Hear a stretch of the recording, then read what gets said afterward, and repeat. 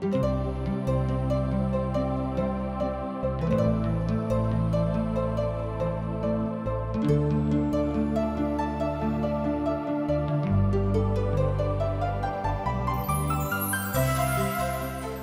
दिन मनुष्य जाति के जीवन के पाप के कारणे तरह तरह के विपत्ति, उलझन, अशांति में पड़ कऽ सच्चा जीवन के ज्योति से भटक गेलहुँ अछि।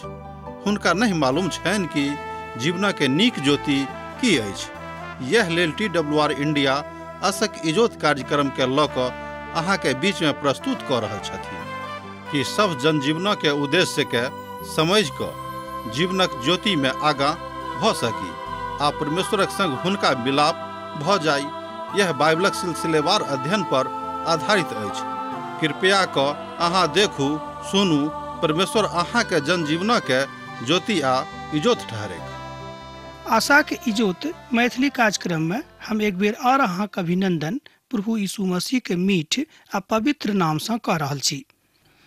आजुक दिन हमरा सब एकटा एहि पोथी के अध्ययन के समाप्त कऽ रहल छी, अर्थात भजना के पोथी के अध्ययन आजुक दिन हमरा सब समाप्त करब आ तकरा बाद दोसर पोथी के अध्ययन आरंभ करब।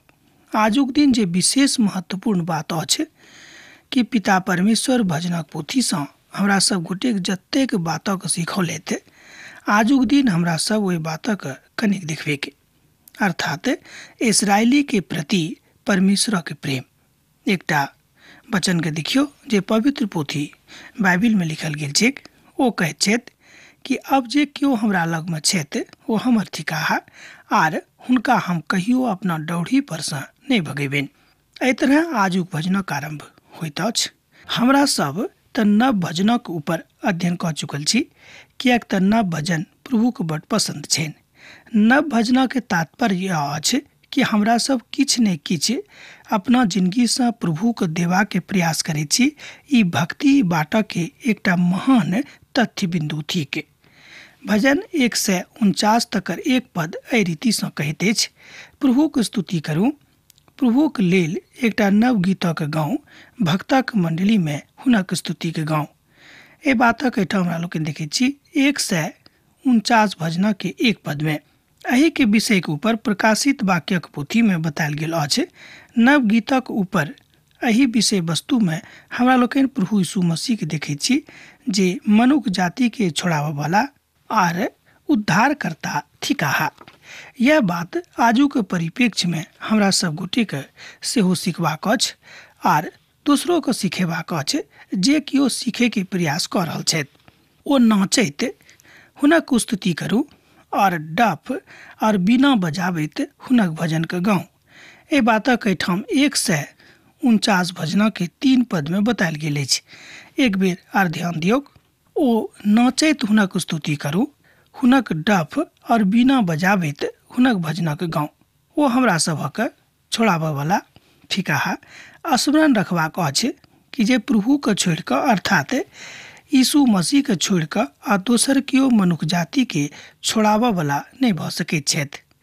हमरा सभक बनोनिहार वा थिकाहा, हमरा सभक ओ सब किछ थिकाहा, तैं परमेश्वरक स्मरण करनाइ बड़ आवश्यक थिक।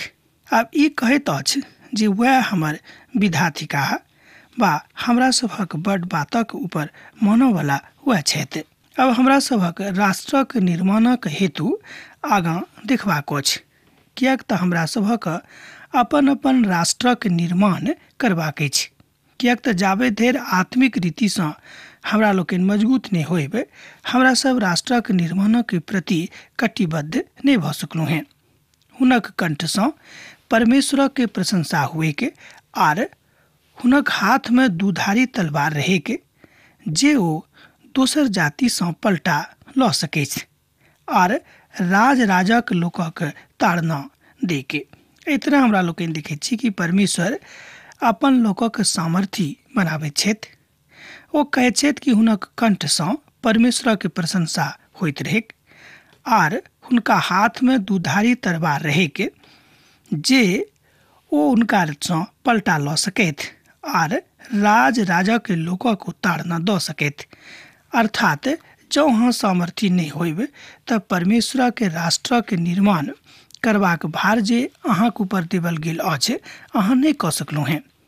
एहि बातक हमरा लोकनि बहुत बेर अन्यथामे लऽ लैत छी कि बात कतयसँ कोना कऽ एम्हर आबैत अछि।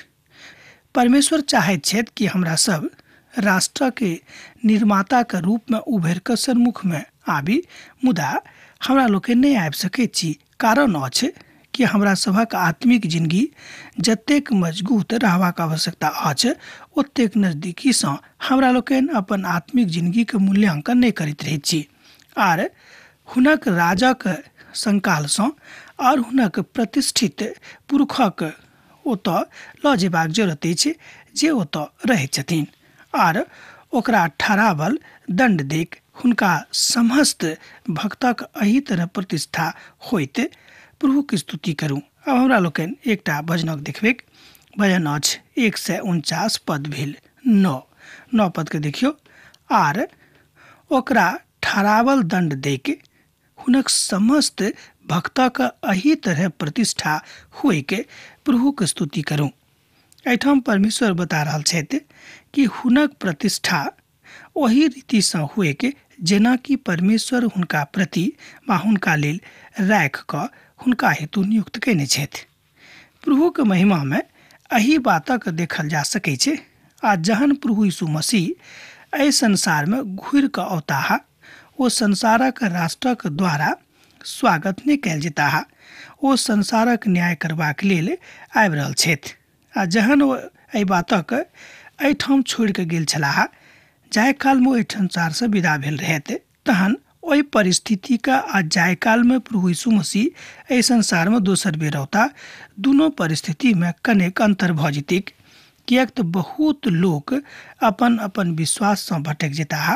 बहुत लोक प्रभुके छोड़ि कऽ अपन जिंदगी जीनाइ आरम्भ कऽ देताह। मुदा जहन अनेरे आ चानके हुनक आगमन भऽ जेतनि, तहन ओ सब पछताइनाइ आरम्भ शुरू कऽ देत। मुदा एहिसँ हुनका सभक कोनो लाभ वा कोनो फायदा नहि हेतनि। तहन अखन अनुग्रहके कालमे हमरा लोकनि छी। तहन एहि अनुग्रहके कालमे हमरा सब गोटेके सम्हरि सम्हरि कऽ अपन अपन डेग बढ़ेबाक अछि, जाहिसँ परमेश्वरक नजरिमे हमरा लोकनि खूब प्रतिष्ठित भऽ कऽ आगाँ बढ़ि सकी। अहाँ आर हम एहि संसारक अपन बातक एही रीति पर अपन वाचाक बातक बताबैत अछि। अहाँ तऽ एही अनिस्थितिमे एही परिस्थितिमे एहि बातक देख रहलहुँ हैं, ओ न्यायक दिस जा रहल छथि। एहि तरह हमरा लोकनि देखैत छी कि नव गीत परमेश्वर के महिमा के महान पराकाष्ठा के दिस मनुष्य जाति के इशारा करैत अछि। आ जहन हमरा सब एहि बातक नहि बुझबेक, तऽ परमेश्वरक ओहि महिमा का हमरा लोकनि कोना कऽ मनुष्य जाति के प्रति प्रतिष्ठापित कऽ कऽ राखि सकलहुँ हैं। भजन 150 के आरंभ एहि रीतिसँ होइत अछि, किएक तऽ यह एहि पोथी के आखिरी भजन थिक। अहाँ ध्यान दियौ, भजनक पोथी के यह आखिरी अध्याय थिक। भजन 150 ई हालेलुया भजनक स्वर्ण अपन बातक बताबैत अछि। अर्थात अहाँ बाजि सकैत छी कि हालेलुया जे भजन अछि, एहि भजनक स्वर्ग अर्थात परमेश्वर जतऽ रहैत छथि ओतऽसँ एहि भजनक स्वर आबैत अछि। किएक तऽ भजनकार कहैत छथिन कि जे केओ परमेश्वरक सन्मुखमे छथि, हुनका मुखसँ लगातार ई सुर आबैत रहैत अछि। हुनका मुखसँ एहि तरहक स्वर बेर बेर निकसैत रहैत छनि, क्रमबद्ध लगातार निरंतर आबि रहल छनि कि प्रभुके बड़ाई हुएक, सेना के यहोवा के बड़ाई हुएक, संपूर्ण संसार के सृष्टिकर्ता के बड़ाई हुएक। सब केओ परमेश्वरक स्तुति करेक, परमेश्वरक स्तुति करूं, परमेश्वर के पवित्र स्थान में हुनक स्तुति करूं, हुनक सामर्थ्यसँ भरल आकाश मंडल में हुनक स्तुति करूं, हुनक पराक्रमक काजक कारणे हुनक स्तुति करूं, हुनक अत्यंत बड़ाई के कारणे हुनक स्तुति करूं। भजनकार एहि रीतिसँ अपन बातक अपन प्रतिष्ठाके राखैत छथि, अर्थात प्रभुके प्रतिष्ठाके राखैत छथि। आगाँ ओ कहैत छथिन कि नरसिंघा फूकैत हुनक स्तुति करूं, सारंगी और बीना बजाबैत हुनक स्तुति करूं, डफ बजाबैत और नाचैत हुनक स्तुति करूं, तार वाला बजाबैत बांसुरी बजाबैत हुनक स्तुति करूं, ऊंच स्वर वाला झांझ बजाबैत हुनक स्तुति करूं, आनंदक महाशब्द वाला झांझ बजाबैत हुनक स्तुति करूं। जतेक प्राणी छथि सभक सब प्रभुक स्तुति करूं, प्रभुक स्तुति करूं। एहि बातक हमरा लोकनि एहिठाम देखलहुँ हैं भजन 150 1 पद से लऽ कऽ 6 पद में। एहिठाम हमरा लोकनि आखिरी 5 आ 6 पद के एक बेर आर देखियो, कनि ध्यान दे कऽ सुनियो। ऊंच स्वर वाला झांझ बजाबैत हुनक स्तुति करूं, आनंदक महाशब्द वाला झांझ बजाबैत हुनक स्तुति करूं। ई भेल पद 5। पद 6 एहि तरह कहैत अछि, जतेक प्राणी छथि सभक सब प्रभुक स्तुति करूं, प्रभुके स्तुति करूं। एहिठाम भजनकार बाजि रहल छथिन कि अहाँके सम्हरि कऽ अहाँके बातक जानबाक जरूरत अछि कि जाबे धरि अहाँ परमेश्वरक स्तुति नहि करबै अहाँके मन वांछित फल नहि भेटत। किएक तऽ परमेश्वर चाहैत छथि कि अहाँ हुनक गुणानुवाद करैत रहू। यशायाह अपन पोथी में कहैत छथि कि परमेश्वर मनुष्य जाति के सृष्टि एहि द्वारा कयने रहत जाहिसँ ओ हुनक गुणानुवाद सैद घड़ी करैत रही। मुदा मनुष्य एहि संसार में आबि कऽ हमरा लोकनि परमेश्वर के बिसरा दैत छी आर अपन अपन डफली आर अपन अपन राग बजौनाइ आरंभ कऽ दैत छी। यह बात बहुत बेर हमरा सबके प्रभु से जे प्रतिष्ठा भेटबाक अछि से हमरा सबके नहि भेटैत अछि। तैं भजनकार कहैत छथि कि जतेक प्राणी छथि, ध्यान दियौ, जतेक प्राणी छथि सभक सब प्रभुक स्तुति करूं, प्रभुक स्तुति करूं। किएक तऽ जँ सबके सब मिल कऽ प्रभुक स्तुति नहि करब तहाँ अपन राष्ट्रके, अहाँ अपन गामके, अहाँ अपन समाजके प्रतिष्ठित नहीं कह सकलहुँ हैं, मजबूत नहीं बना सकलहुँ हैं। किएक तऽ ई आराधनाके एकटा महान गीत अछि, जाहि गीतक भजनकार अपन हृदय के गहराई से लिखैत छथि आ परमेश्वर हुनका से लिखाबैत छथि। सबसँ पहिने हमरा सब देखब जे आराधनाक महत्व की अछि। ध्यान दियौ कि सबसँ पहिने हमरा लोकनि देखब जे आराधनाक महत्व की अछि। तकरा बुझलाक बाद जँ अहाँ बुझि जायब तकरा बादे हमरा सब आराधना कऽ सकैत छी। आ तकरा बाद आराधनाक उद्देश्य की अछि और एहि बातक उत्तर साधारण रूपे देवल जा सकैत छै। ई कोनो बड़ पैघ प्रश्न नहीं थिक। आराधनाक अर्थ ई अछि, एहि बातक उत्तर अहाँ 150 भजनक के एक पद में देखल जा सकैत छै। जँ अहाँके लग पवित्र पोथी बाइबिल अछि तऽ अहाँ देखियौ 150 भजनक के एक पद के एक पद में एहि बातक बड़ स्पष्ट उत्तर एहिठाम देवल गेल अछि। परमेश्वरक स्तुति करूं, किएक तऽ परमेश्वर आराधनाक उद्देश्य अछि। अब तऽ स्पष्ट भऽ गेल होइत कि परमेश्वरक स्तुति करूं, किएक तऽ परमेश्वरे आराधना के उद्देश्य छथि। किएक तऽ ओ छोड़ावे वाला और सृष्टिकर्ता दुनू थिकाह। प्रभु एहि धरती के बनौने छथि और एहि धरती पर हमरा सब जतेक बातक देखैत छी ओ सबटा बात परमेश्वर के दृष्टि से बनल अछि आ हुनके से बनि कऽ एहि संसार में आयल अछि। हमरा सब स्तुति करैत रहैत छी, यह प्रभु की इच्छा सेहो छनि। प्रभु एहि धरती के बनौने छथि और एहि धरती पर हमरा सब रहैत छी। अहाँ बा हम एहन क्यों नहीं छथि जे धरती पर नहीं रहैत छथि। सभक सब जतेक प्राणी मात्र छथि एहि धरती पर हुनक बसेरा छनि। तैं भजनकार एहिठाम कहैत छथिन कि संपूर्ण मन से संसारक बनौनिहार के खूब नीक से अपन हृदय से नमस्कार करियौन, हुनक आदर करियौन, हुनका प्रणाम करियौन आ कहियौन कि हे प्रभु अहाँ धन्य छी। ओ संपूर्ण संसारक के बनौनिहार छथि। नीक एहिठाम जतेक हमरा लोकनि बात देखैत छी जे सूर्योदय होइत अछि, चंद्रमा उगैत अछि और जतेक आनंदक वस्तु के चारू दिस हमरा लोकनि पसरल देखैत छी ओ सबटा परमेश्वर के दिस से बनायल आ मनुष्य जाति के आरामक लेल देवल गेल अछि। ओ आराधना के योग्य परमेश्वर थिकाह। हुनक जँ अहाँ आराधना नहीं करबै तऽ एहि कर मतलब यह भेल कि प्रभु से जे अहाँके आदर भेटबाक अछि से आदर अहाँके नहीं भेटत। ओ आराधना के महिमा के योग्य छथि।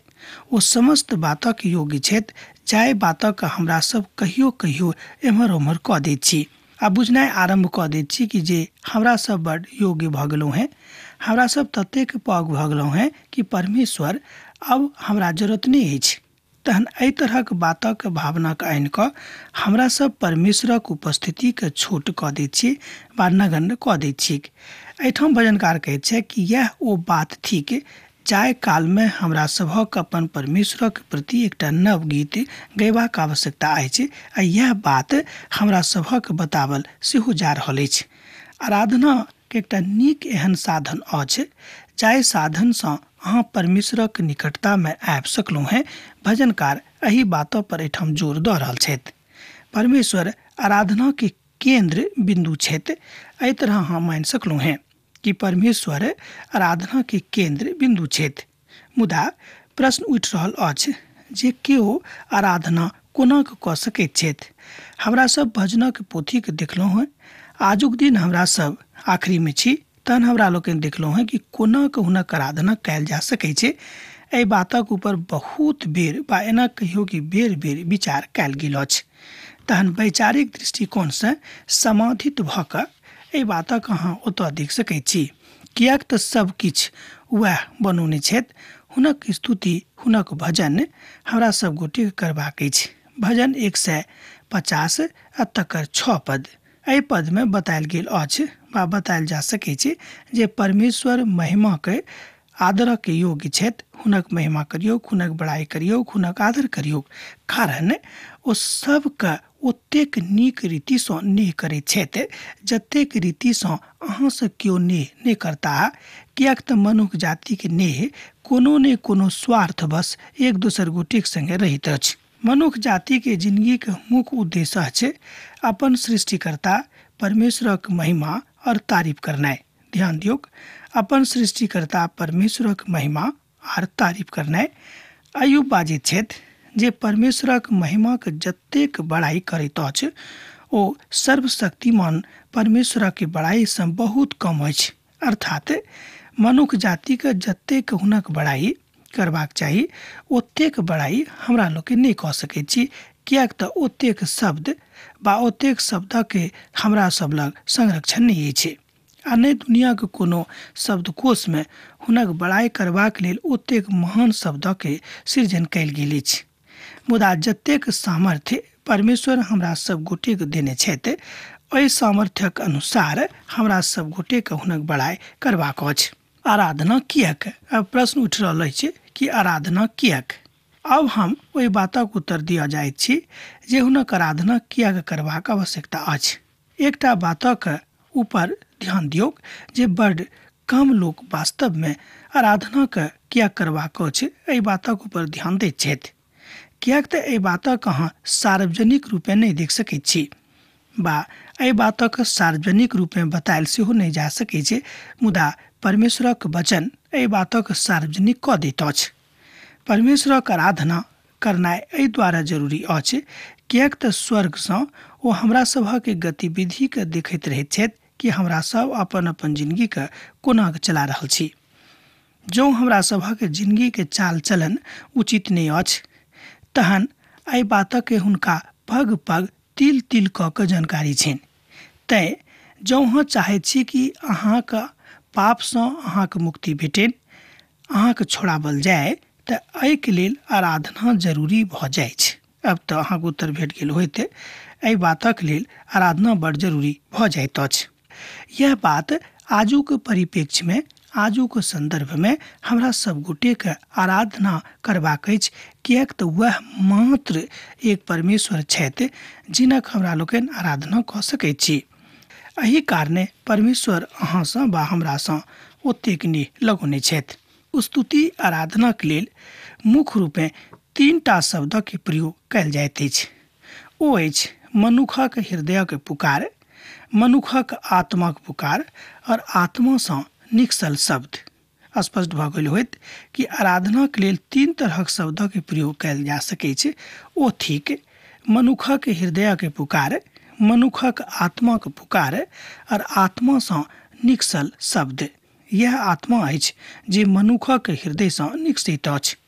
प्रभुक उपस्थितिक अनुभव अहाँ तहने कऽ सकलहुँ हैं जहन अहाँके हृदय सँ परमेश्वरक लेल कोनो महान बात निकसत, कोनो नीक आदर निकलत आ प्रभु के प्रति महान आस्था निकलत। तहने अहाँ प्रभु के बड़ नजदीकी से जान सकलू हैं। यह बात आजुक दिन अहाँ के हमरा सिखबाक अछि। आराधना के तथ्य बिंदु यह थिक कि अहाँ कतेक सुंदरता से परमेश्वर की महान सुंदरता के बखान करे छी। हुनक आराधना करबाक अछि। हमरा लोग देखने छलहुँ हैं भजन 96 तकर 9 पद में ओहि बातक बतायल गेल रहिक। आर तकरे अनुसार प्रभु हमरा सँ बा अहाँक संगे व्यवहार करैत छथि, प्यार करैत छथि। तैं एहिके लेल परमेश्वरक महिमा आ हुनक गुणानुवाद हमरा सब गोटे के करबाक अछि। भजनकार कहैत छथि कि प्रभु के प्यार हमरा सभक लेल अछि। तैं दाऊद आगाँ अपन भजन में कहैत छथिन कि हमर मन सैत घड़ी हमर उद्धारकर्ता के धन्य कहैत अछि। ध्यान दियौक, दाऊद कहैत छथि कि हमर प्राण हमर मन सैत घड़ी हमर उद्धारकर्ता के धन्य कहैत अछि। आ जौं ई काज अहाँ कऽ सकलहुँ हैं तहन अहूँ एहि बातक बाजि सकैत छी कि परमेश्वर कतेक महान छथि आ कतेक महानता के साथ ओ अहाँक संगे व्यवहार राखैत छथिन। आर ओ दाऊद एही बातक एही ठाम सबटा सब बातक बुझाबैत एहि भजनक पोथी में हमरा सब गोटे के बतौलखिन। परमेश्वरक भजनक पोथी के कहियो समाप्त नहीं कयल जा सकैत अछि, किएक तऽ जतेक अहाँ अध्ययन करबै ओतेक नव नव बात नित दिन निकलत। मुदा एक क्रमबद्ध अध्ययन में हमरा लोग देखलहुँ हैं कि हमरा सभक प्रभु यीशु मसीह के दोसर आगमनक लेल खूब नीक रीति सँ तैयारी करबाक अछि। हुनका लेल खूब नीक रीति सँ बाट जोहबाक अछि। हुनक खूब नीक रीति सँ प्रतीक्षा करबाक अछि, किएक तो एहिठाम आबि रहल छथि हमरा सब गोटे के न्याय करबाक लेल, अर्थात न्यायी परमेश्वर बनि कऽ ओ एहि संसार में आयल छथि। भजनक पोथी हमरा लोग देखलहुँ हैं कि पिता परमेश्वर हुनका सब बातक ऊपर अधिकार दऽ देने छनि। मत्तीक रचल सुसमाचार में सेहो एहि बातक बतायल गेल अछि कि एहि संसारक सबटा अधिकार प्रभु यीशु मसीह के हाथ में पिता परमेश्वर दऽ देने छथिन। वह हमरा सभक सर्वोच्च न्याय छथि।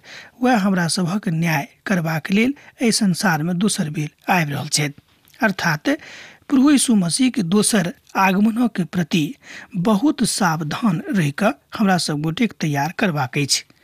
अब आजुक दिन हमरा एहि पोथी के अध्ययन एही ठाम समाप्त करबाक आज्ञा दिअ, किएक तऽ अहाँ सँ विदा होय के अब काल भऽ रहल अछि। जेना अहाँ सब हमरा एहिठाम पाती लिखैत रहैत छी, लिखैत रहब बिसरायब नहि। यीशुक नेह अहाँक जिंदगी में सैत घड़ी बनल रहेक। आमीन। हमरा विश्वास अछि कि ई कार्यक्रम अहाँ के लेल लाभदायक सिद्ध भेल अछि। हम चाहै छी कि अहाँ अपन आशीषों के हमरा संग साझा करू। जँ अहाँ के नजीक बाइबल सँ जीवन सँ संबंधित कोनो प्रकार के प्रश्न भऽ सकैत अछि तऽ अपन समस्या के लेल प्रार्थना करबा के लेल जँ चाहै छी तऽ हमरा फोन पर जरूर संपर्क कऽ सकैत छी। परमेश्वर अहाँ सब के एकटा सुखद आनंदित दिन प्रदान करैक।